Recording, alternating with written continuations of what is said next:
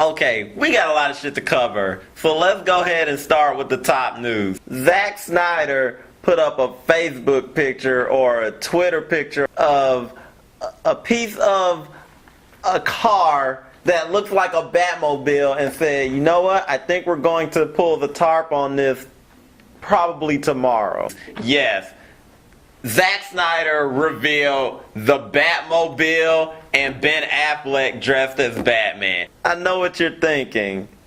Jonathan is going to throw his popcorn barrel at the camera and rage out. But I'm not. I'm okay with that costume. I'm not okay with Ben Affleck in the costume, but I'm okay with the outfit. There's so many things going on. One, Ben Affleck is not that buff. So that's what pisses me off about the costume on that aspect. I don't believe that was him in the outfit. So they're going to have to explain to us that the Batman costume is heavily armored because he looks too fucking big. Everybody's pissed about the short ears. I'm not. I'm hoping that they go ahead, just ball to the walls. Just go ahead and put color on it. I want to see blue and gray. We've never had that in a Batman movie before. I know. I've been bashing the fuck out of this movie since they announced Ben Affleck as Batman. But the costume looks proper. What's with all the veins and lines and shit on the outfit? Okay. In general, what is up with superhero costumes having to have these little textures and bullshit in it? The Batmobile. That was not a reveal of the Batmobile. You barely saw anything. You can't tell what the fuck that was. Everybody's like, oh, it's a mixture of Christopher Nolan's Tumblr and the 89. No, the fuck it wasn't. How can you tell? You can't look at that and tell what the fuck kind of car that is. I got something to say before we move on. Earlier this week, Max Landis, the writer of Chronicle, put up a couple of tweets referring to the fact that Sony has given the rights back to Marvel in reference to Spider-Man. Max Landis, stop trolling. You don't know what Marvel got from Sony and this or that or the other. Look, you're drinking haterade because your version of Chronicle 2 was rejected and they kicked you off that script. Chronicle 1 sucked anyway. I'm not going to even see Chronicle 2. I'm mad I saw Chronicle 1. God, I don't even know how to say this. It's confirmed that Channing Tatum is going to play Gambit in the next X-Men movie. Let's get this shit out the way right now. Fuck no. I'll admit, Channing Tatum's acting skills have slightly improved since he jumped on screen. I'll also admit that he has a love for the character that you don't get from a lot of people like fucking Jesse Eisenberg, who doesn't even want to read the source material on how to fucking play Lex Luthor because he wants to make the character his own, aka every other character he's ever played. But, oh god. Come on, Channing Tatum, he took the job from Matt Bomer. Matt Bomer should have been Gambit. Let's put that on the table right now. They missed an opportunity. So I mentioned Lex Luthor and Jesse Eisenberg in my Gambit rant.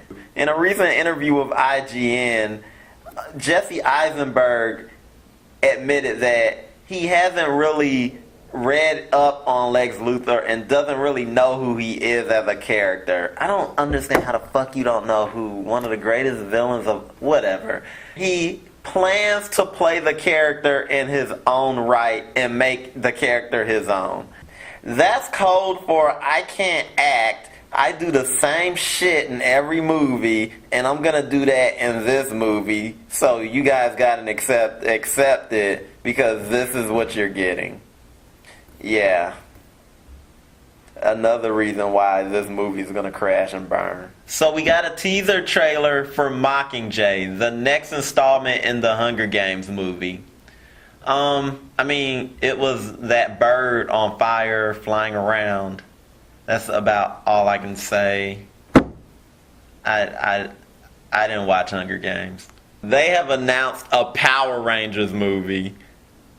If this isn't the silliest shit I have ever heard. Now, I'm gonna play devil's advocate. If they do a Power Rangers movie, it has to be a gritty reboot. Power Rangers in its original content is hokey and silly. But if they plan for people to watch this for nostalgia's sake, it has to be a gritty reboot. And no stupid bullshit like this fucking Ninja Turtles movie that's coming out. I mean, like, take it seriously. I don't even think they should put Zords in this movie. You know what? I take that back. If they put Zords in this Power Rangers movie, they need to Pacific Rim it. And by the way, this is Lionsgate that's making this movie. And I kind of have faith in them. They did Hunger Games. They did Divergent and Twilight, all movies I didn't watch, but they made shitloads of money, so they obviously know how to get teenagers in the seats. Alright, we gotta move it right along, going over to TV news. Alright, so TV news. First off, all the major networks had their upfronts. I'm actually pretty shocked at the amount of superhero content that's coming to TV. Constantine is coming to NBC on Friday. It's Friday nights at 10 o'clock.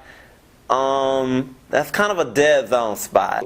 A while back when I heard Constantine was coming, I said that I wasn't interested. But they turned me around with the trailer. I mean, it looks pretty good. So, it's not Keanu Reeves.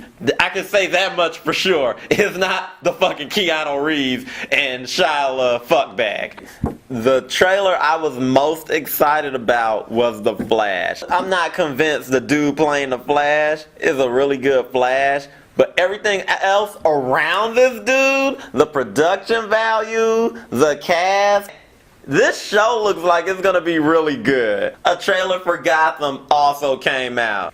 This was the weakest of the three that I've named so far. Not that anything's wrong with it. I have faith in the cast. There's really nothing to pull you in except for Batman. This is Smallville, but for Batman. That's pretty much it. So Batman might have been a little bit underwhelming, but it's paired up on Monday nights with Sleepy Hollow. It probably will get his views because 1, Sleepy Hollow is awesome. 2, everybody likes Batman, so they're going to be curious to see it. Arrow's coming back, as we all know. He's not out of the limelight.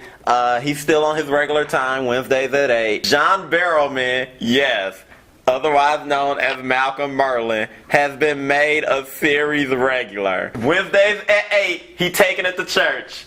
Get your church shoes on, put your church suit on. We going to church with Malcolm Merlin. And if you saw the season finale of Arrow this season, John Barrowman might have some help.